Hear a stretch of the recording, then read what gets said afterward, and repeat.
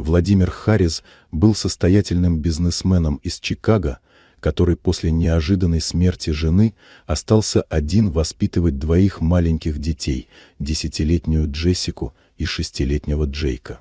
Его дни и ночи были заполнены делами, но он понимал, что не сможет справиться с воспитанием без посторонней помощи.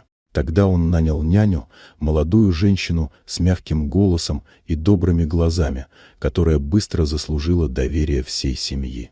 Клэр была не просто нянечкой, она стала опорой для детей и даже для самого Владимира. Она всегда находила подход к малышам, могла развеселить их, когда им было тяжело, и улаживала их ссоры с удивительным терпением. Владимир часто замечал, как дети тянутся к ней, но все же оставался немного настороженным. Он не знал ничего о жизни Клэр за пределами их дома. Однажды вечером, после особенно напряженного дня на работе, Владимир решил пойти за ней незаметно, чтобы увидеть, куда она уходит после смены.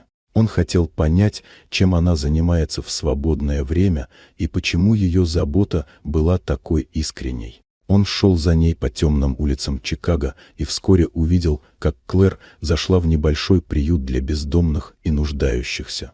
Там, в помещении с простой мебелью и уютной атмосферой, она помогала пожилым людям, раздавала им еду, слушала их истории и поддерживала каждого. Владимир был глубоко тронут увиденным.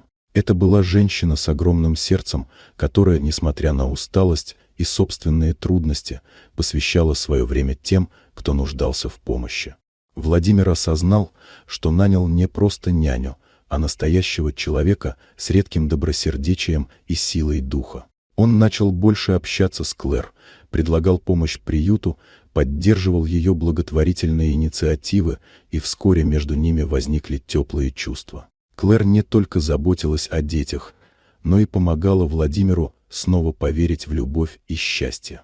Через год их отношения переросли в крепкий брак, а дети с радостью приняли Клэр как новую маму, называя ее с теплом и любовью.